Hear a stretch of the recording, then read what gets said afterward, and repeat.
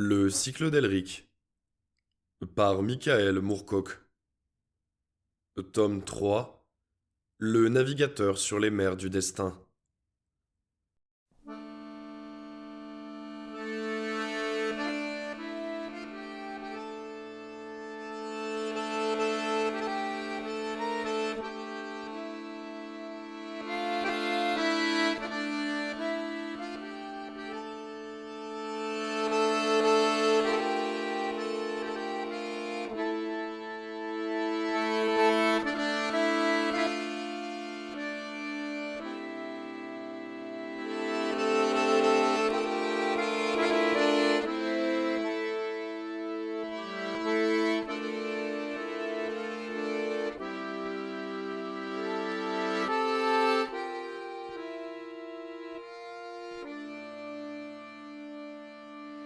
Quand tout sera le bas sur le banc de Terre-Neuve, ah dis-moi, beau Gaby, comment mangera-t-on? On nous fait manger des têtes de morue blanche. Mais ça n'arrête pas la bonne soupe aux choux. Quand tout sera le bas sur le banc de Terre-Neuve, ah dis-moi, beau Gaby, d'où va en boire à tout? On nous donnait boire que de l'eau croupillée. Le beau geron de gouttes, il n'y a pas pour nous.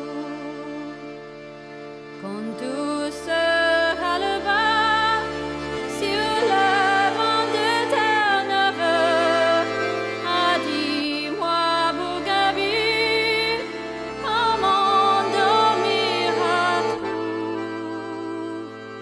On nous fait dormir que 2 heures sur 24 et le reste du jour, on nous fout des coups. Quand tout sera le bas sur le banc de Terre-Neuve, ah dis-moi, beau Gaby, que l'argent gagnera tout. On nous fait travailler et sœurs saigner l'armée. Les deniers d'argent, on n'en voit pas beaucoup. Après tant et tant d'horribles misères, dis-moi, beau Gaby, répartirais tout. J'étais bien forcé de faire comme mon père. J'espère que non gars ne verra pas comme nous.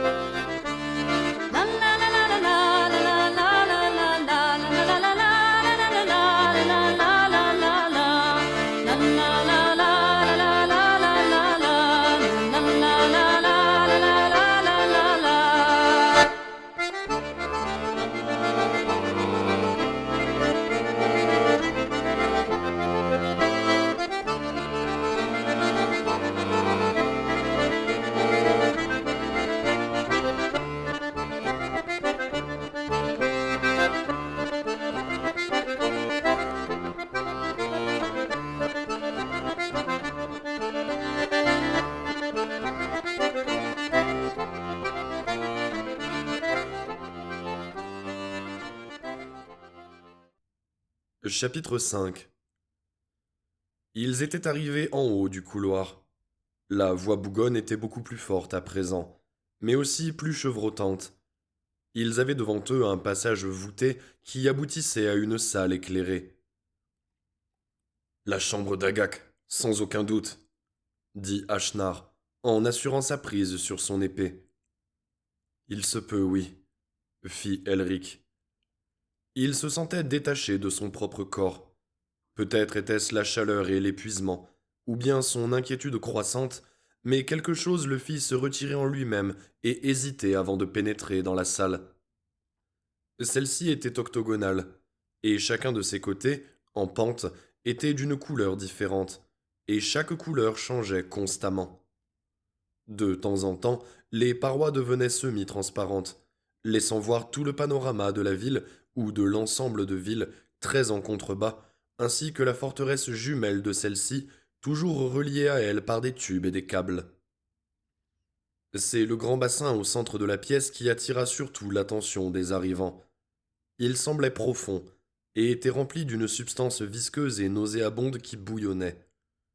Des formes s'y dessinaient, étranges et grotesques, belles et familières.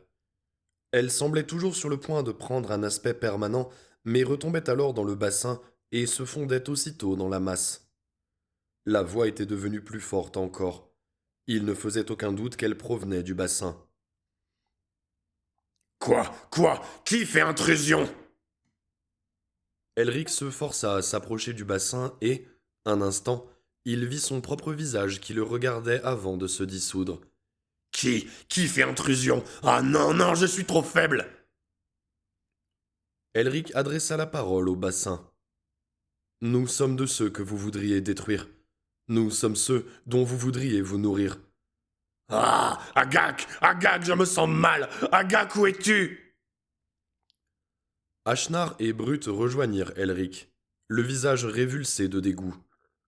Agak, grogna Ashnar le lynx en plissant les yeux. Enfin quelque indication que le sorcier est bien ici. Les autres, entrés en masse, se tenaient aussi loin du bassin que possible, mais ne pouvaient en détourner les yeux, fascinés par la diversité des formes qui se dessinaient et se dissolvaient dans le liquide visqueux. Je m'affaiblis. Mon énergie a besoin d'être réalimentée. Nous devons commencer maintenant, Agak. Il nous a fallu si longtemps, oh oui, si longtemps pour atteindre ce lieu. J'ai cru que je pouvais me reposer, mais la maladie règne ici aussi. Elle envahit mon corps. Agak, réveille-toi! Quelques serviteurs d'Agak, chargés de la défense de la salle, suggéra Aune, dompteur de serpents d'une toute petite voix. Mais Elric gardait les yeux fixés sur le bassin. Il commençait, pensait-il, à deviner la vérité. Agak va-t-il s'éveiller? Demanda Brut. Va-t-il venir? Et il lança autour de lui des coups d'œil inquiets. Agak! Appela Ashnar le lynx. Lâche! Agak! Crièrent de nombreux autres guerriers en brandissant leurs armes. Mais Elric ne dit rien, et il remarqua aussi que Hawkmoon et Corom et Erekosé gardaient tous le silence. Il se dit qu'en eux aussi, la même explication devait se faire jour. Il les regarda. Dans les yeux d'Erekosé, il lut une terrible souffrance, une profonde pitié pour lui-même comme pour ses compagnons. « Nous sommes les 4 qui sont un, » dit Erekosé. Il avait un tremblement dans la voix. Elric fut pris d'une impulsion étrangère à sa nature, une impulsion qui lui inspirait dégoût et terreur. Non! Il s'efforçait de rengainer Stormbringer, mais l'épée refusait de rentrer dans son fourreau. Agak, vite! Fit la voix qui montait du bassin. Si nous ne faisons pas cela. Si nous ne faisons pas cela, dit Erekosé, ils vont dévorer tous nos univers. Rien ne subsistera. Elric porta sa main libre à sa tête. Il vacillait au bord de ce terrifiant bassin. Il gémissait. Il faut que nous le fassions alors, fit Corom comme en écho. Non, je refuse, dit Elric. Je suis moi-même. Moi de même, fit Hawkmoon. Mais Corum déclara: C'est la seule solution pour nous, pour l'être unique que nous sommes. Ne le comprenez-vous pas? Nous sommes les seuls dans nos univers respectifs à disposer du moyen de tuer ces sorciers, de la seule manière dont ils puissent être tués. Elric regarda Corum, Hawkmoon et Rayquaza, et de nouveau, il reconnut en chacun d'entre eux quelque chose de lui-même. Nous sommes les quatre qui sont un, répéta Rayquaza. Notre force conjuguée surpasse le total de nos forces. Nous devons nous unir, mes frères. Nous devons vaincre ici, avant de pouvoir espérer vaincre Agak. Non, non, fit Elric en faisant mouvement pour s'éloigner. Mais, sans savoir comment, il se retrouva à un coin du néfaste bassin bouillonnant où la voix murmurait toujours ses doléances, et où les formes toujours se composaient, se recomposaient et se décomposaient. Et à chacun des trois autres coins se tenait un de ses compagnons. Tous avaient un air de résolution fataliste. Les guerriers qui avaient accompagné les quatre reculèrent jusqu'au mur. Otto Blenker et Brut de Lachemar se tinrent près de l'entrée, tendant l'oreille pour veiller à toute intrusion par le couloir.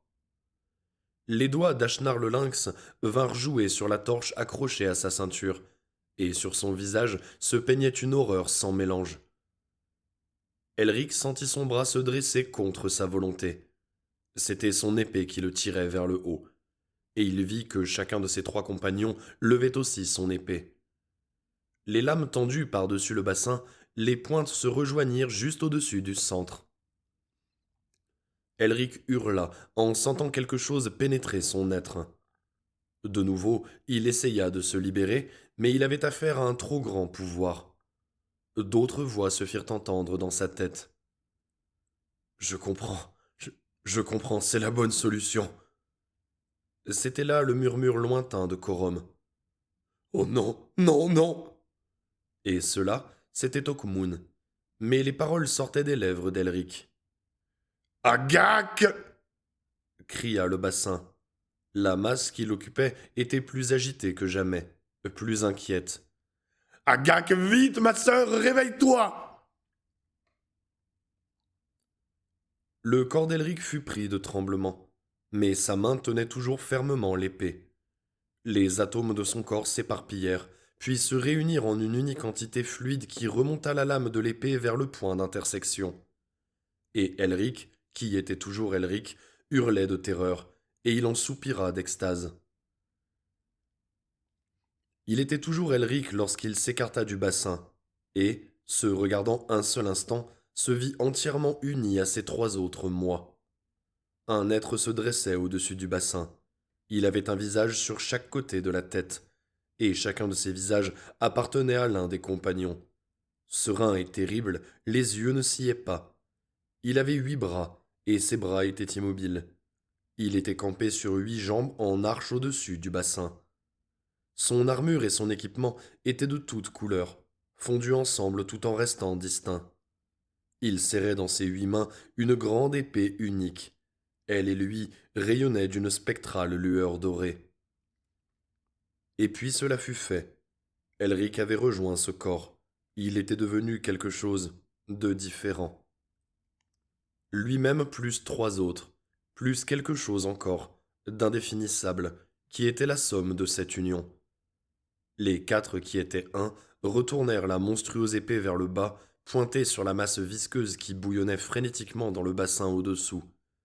Cette masse redoutait l'épée, et se mit à piauler. « Agak! Agak !» L'être dont Elric faisait partie rassembla ses forces pour plonger l'épée dans la masse. Des vagues informes apparurent à la surface de celle-ci. Toute sa couleur changea, passant d'un jaune maladif à un vert malsain. « Agak, je meurs !» Inexorablement, l'épée s'abattait. Elle toucha la surface. La masse allait et venait dans le bassin. Elle essayait de se contorsionner, de passer par-dessus les bords et de se répandre sur le sol. L'épée mordit plus profond, et les 4 qui étaient un sentirent des forces nouvelles affluer du bas au haut de leurs lames. Il y eut un râle. Lentement le bassin s'apaisa. Il devint muet, immobile, grisâtre. Alors Les 4 qui étaient un descendirent dans le bassin pour être absorbés. L'être voyait clair maintenant. Il mit son corps à l'épreuve. Il maîtrisait chaque membre, chaque fonction. Il avait triomphé. Il avait rendu vie au bassin. Par son œil unique et octogonal, il jeta un regard de tous côtés à la fois sur les vastes ruines de la cité, puis concentra toute son attention sur son jumeau. Agag s'était éveillé trop tard, mais il s'éveillait enfin, tiré du sommeil par les cris d'agonie de sa sœur Gagak, dont le corps avait été envahi le premier par les mortels, dont l'intelligence avait été subjuguée par eux, et dont ils utilisaient à présent l'œil, dont ils allaient bientôt essayer de mettre à profit les pouvoirs. Agag n'avait pas besoin de tourner la tête pour tourner son regard vers l'être en qui il voyait encore sa sœur. Chez lui comme chez elle, l'intelligence était logée dans l'énorme œil à 8 faces. Tu m'as appelé, ma sœur. J'ai prononcé ton nom, c'est tout, mon frère. La force vitale de Gagak avait laissé suffisamment de traces en celui qui était 4 pour qu'il pût imiter sa manière de parler. Tu as crié. Un rêve. Après une pause, le quatuor reprit. Une maladie. J'ai rêvé qu'il y avait quelque chose sur cette île qui m'affectait.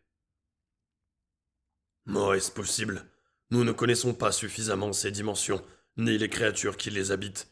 Mais aucune n'est aussi puissante qu'Agak et Gagak. Ne crains rien, ma sœur. Ce n'est rien, ce n'est rien. Maintenant je suis éveillé.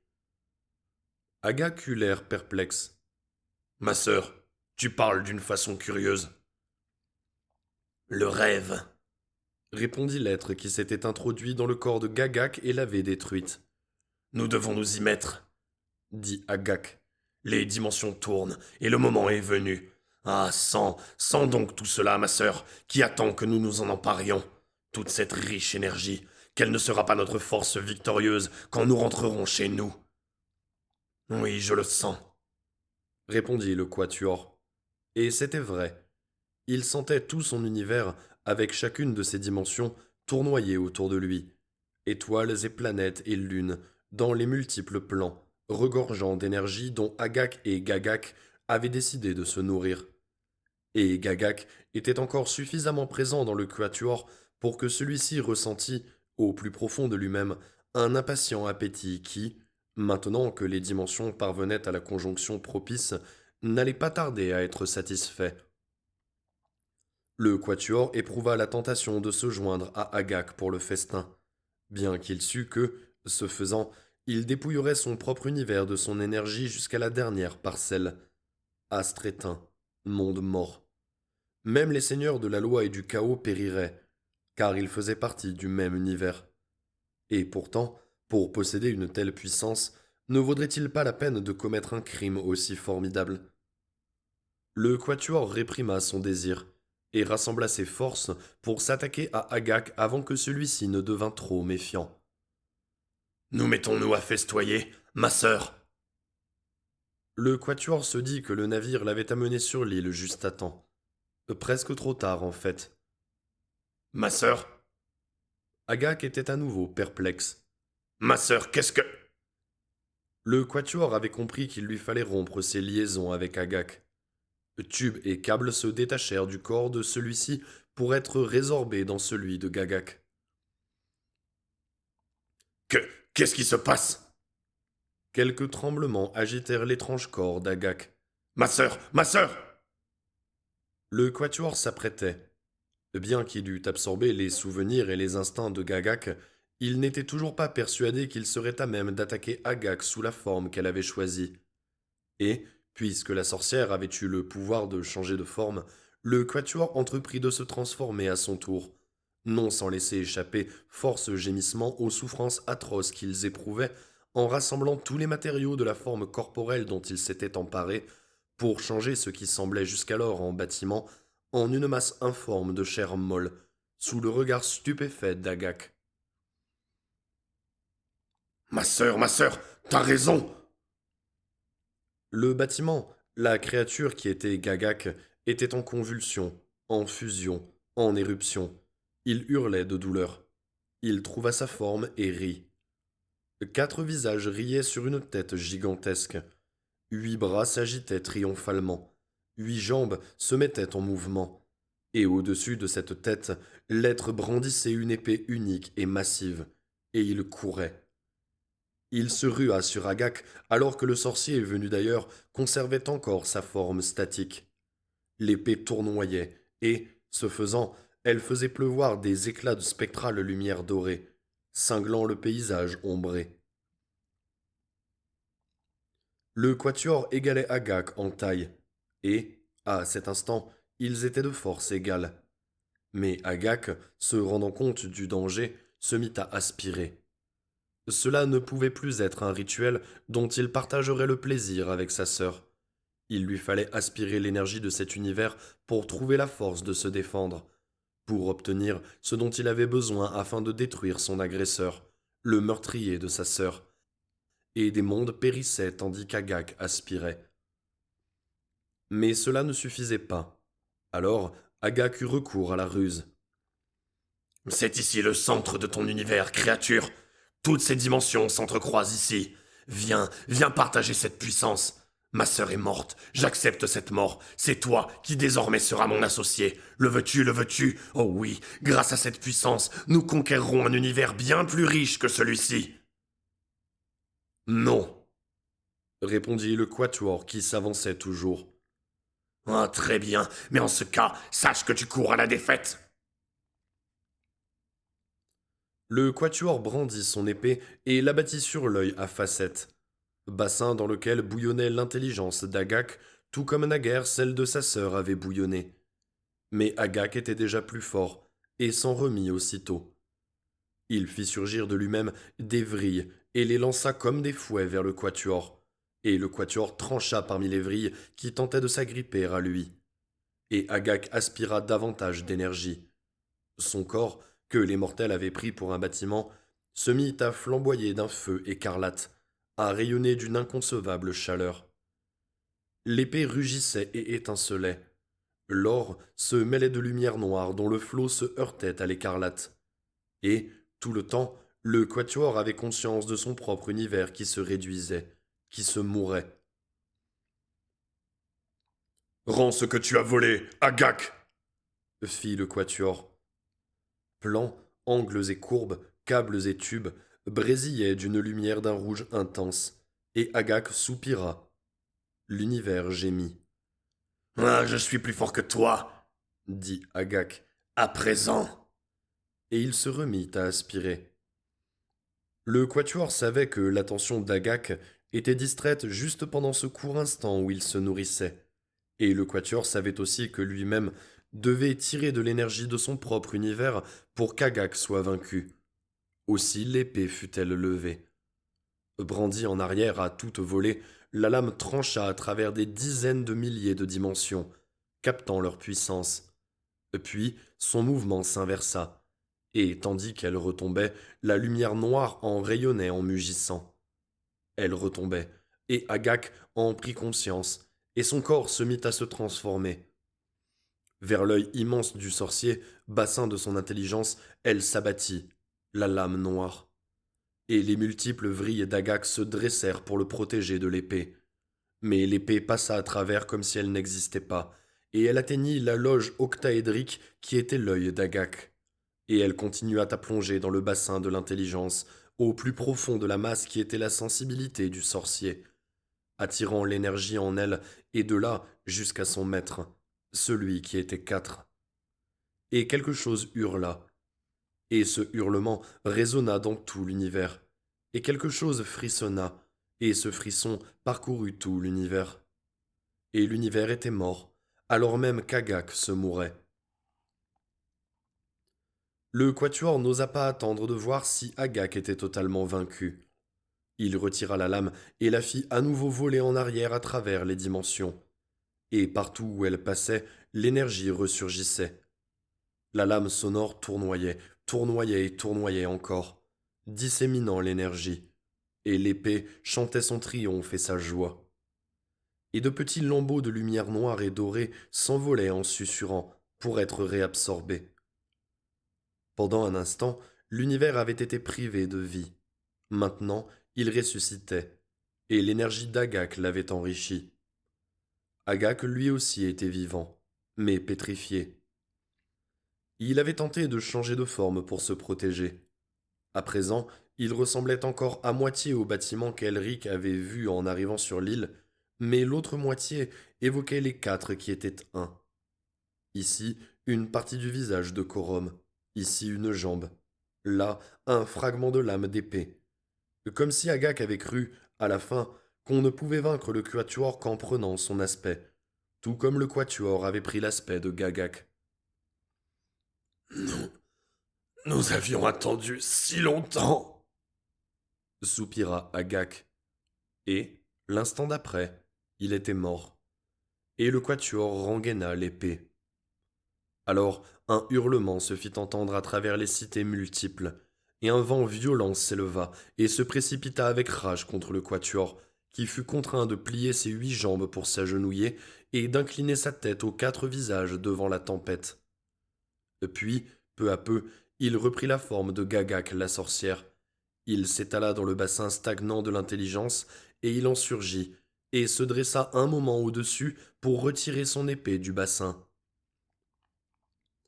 Alors 4 êtres se détachèrent, et Elric, et Hawkmoon, et Erekosé et Corum furent debout autour du bassin, tendant 4 épées dont les pointes se touchaient au-dessus du centre du cerveau mort. Les 4 hommes rengainèrent leurs épées.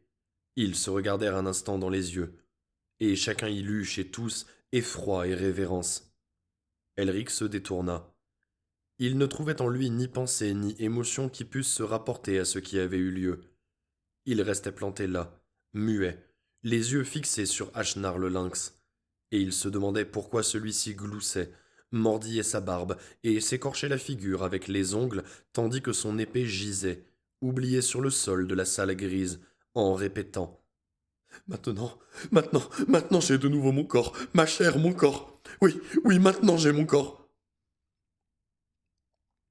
Et Elric se demanda pourquoi Own, dompteur de serpents, gisait pelotonné au pied d'Ashnar, et pourquoi, quand Brut de Lachmar surgit du couloir, il s'écroula sur le sol et y resta étendu, geignant et s'agitant un peu, comme dans un sommeil troublé.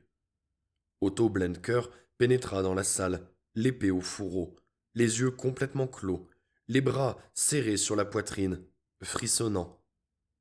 Et Elric se dit « Il faut que j'oublie tout cela. Oui, je dois oublier. Sinon, je vais perdre à jamais la raison. » Il s'approcha de Brut et aida le guerrier blond à se remettre sur pied. « Qu'as-tu vu ?»« J'ai vu plus que n'auraient dû me valoir tous mes péchés. Nous étions pris au piège, enfermés dans ce crâne. » Et Brut se mit à pleurer comme un enfant. Et Elric prit le grand guerrier dans ses bras et lui caressa les cheveux. Et il ne savait quelles paroles prononcer ou quels sons murmurer pour l'apaiser. Il nous faut partir, dit Erekosé. Il avait les yeux vitreux et marchait d'un pas chancelant. Ainsi donc, traînant ceux qui s'étaient évanouis, guidant ceux qui étaient devenus fous, laissant derrière eux ceux qui avaient péri, ils fuirent à travers le corps de Gagak, dans ces passages qui ne vivaient plus, sans être cette fois harcelés par les êtres qu'elle avait créés pour tenter, bien vainement, de se débarrasser de ces envahisseurs qu'elle percevait comme une maladie. Couloirs et salles étaient froids et effrités, et tous furent heureux de se retrouver dehors parmi les ruines et les ombres dépourvues de source, sous le soleil rouge et immobile. Otto Blenker était le seul des guerriers qui sembla avoir traversé sans perdre la raison l'effroyable épreuve d'être absorbé sans le savoir dans le corps de celui qui était 4.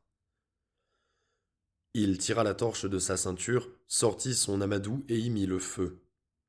Bientôt, la torche flambait, et les autres y allumèrent la leur. Elric, d'un pas las, s'avança vers l'endroit où gisait encore la dépouille d'Agak. Et il frissonna en reconnaissant dans un monstrueux visage de pierre une partie de ses propres traits. Il lui sembla que cette matière ne voudrait jamais brûler. Mais elle prit feu. Et, derrière lui, le corps de Gagak s'embrasait aussi.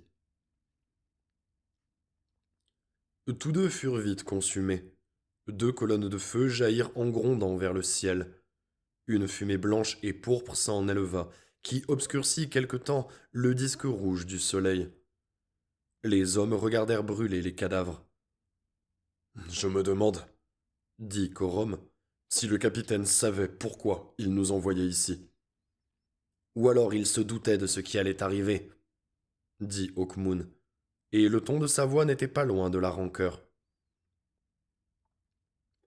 Il n'y avait que nous, que cet être, pour pouvoir livrer bataille à Agak et Gagak sur leur propre terrain, ou quelque chose qui s'en approcha, dit Erekosé. Aucun autre moyen n'aurait pu réussir. Aucune autre créature n'aurait eu les qualités particulières, la puissance énorme qu'il fallait pour oxyre d'aussi étranges sorciers. Oui, c'est bien ce qui semble, acquiesça Elric qui ne voulait pas en parler davantage. Espérons, lui dit Corom, que tu oublieras cette expérience comme tu as oublié, ou oublieras l'autre.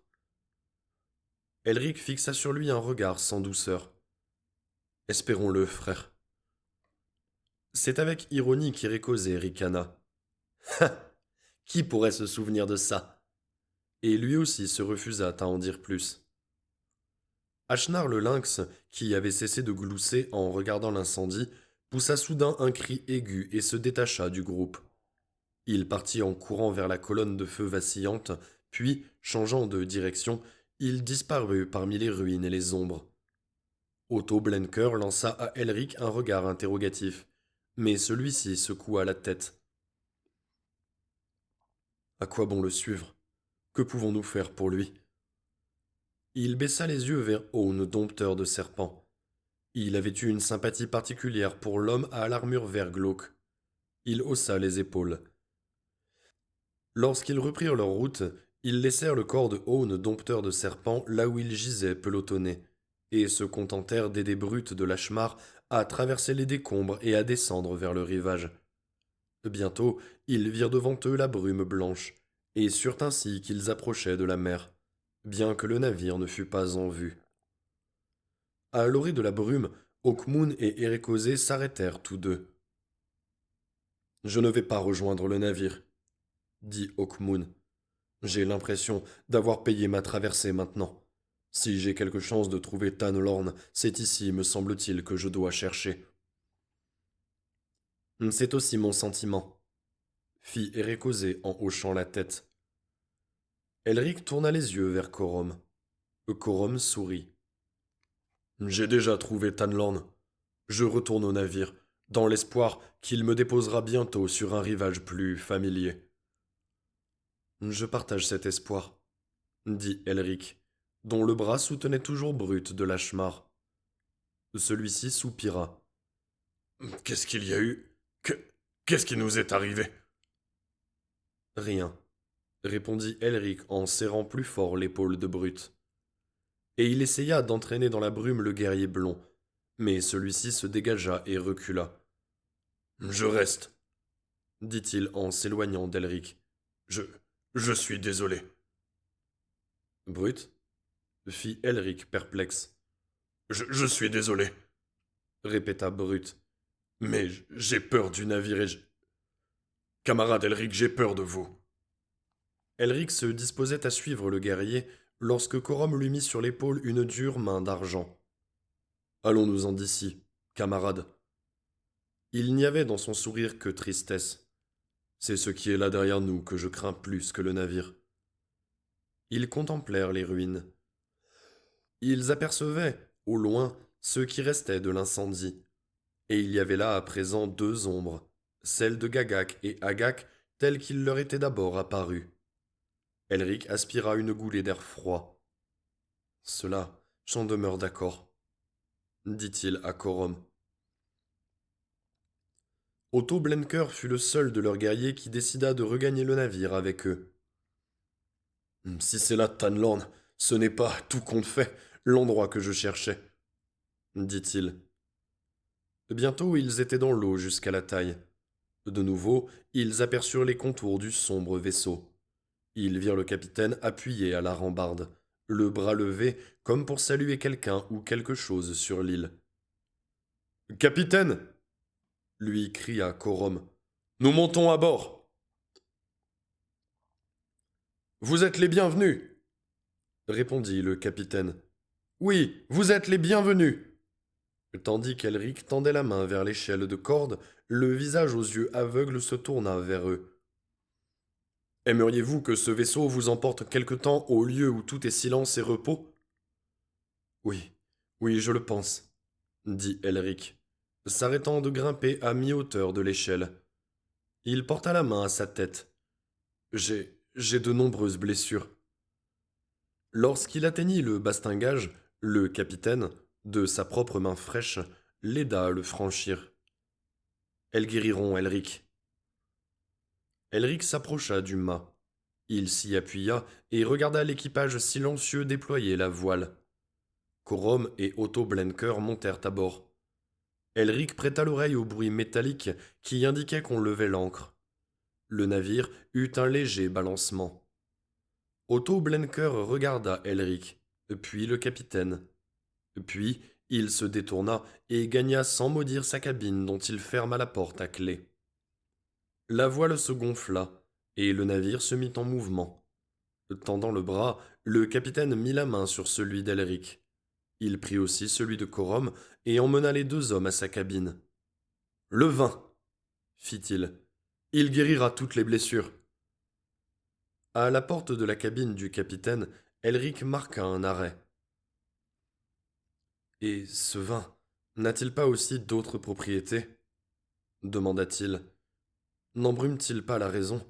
Ne serait-ce pas là ce qui m'a fait accepter de vous cette mission, capitaine ?» Le capitaine haussa les épaules. « Qu'est-ce que la raison ?» Le navire prenait de la vitesse. La brume blanche se faisait plus dense, et un vent froid fouettait les vestiges de vêtements et d'armure que portait Elric. Il renifla, ayant un instant l'impression de sentir de la fumée dans ce vent. Il porta les deux mains à son visage et le palpa. Sa chair était froide. Il laissa retomber ses mains le long de son corps et suivit le capitaine dans la tiédeur de la cabine.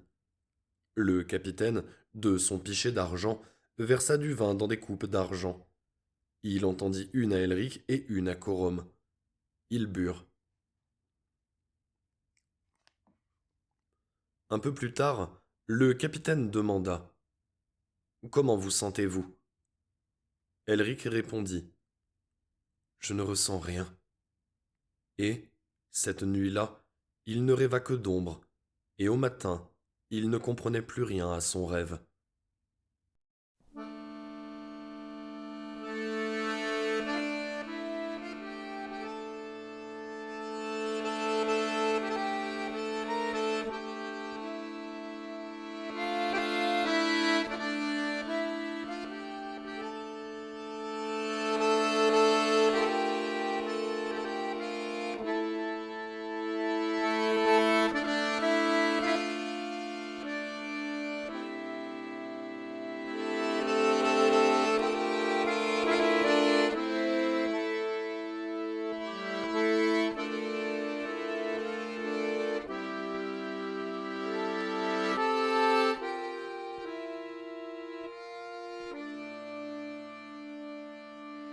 Quand tout sera le bas sur le vent de Terre-Neuve, ah dis-moi, beau Gaby, comment mangera tout? On nous fait manger des têtes de morue blanche. Mais ça ne remplace pas la bonne soupe aux choux. Quand tout sera le bas sur le banc de Terre-Neuve, ah dis-moi, beau Gaby, tout va en boire à tout. On nous donnait boire que de l'eau croupillée. Le beau geron de gouttes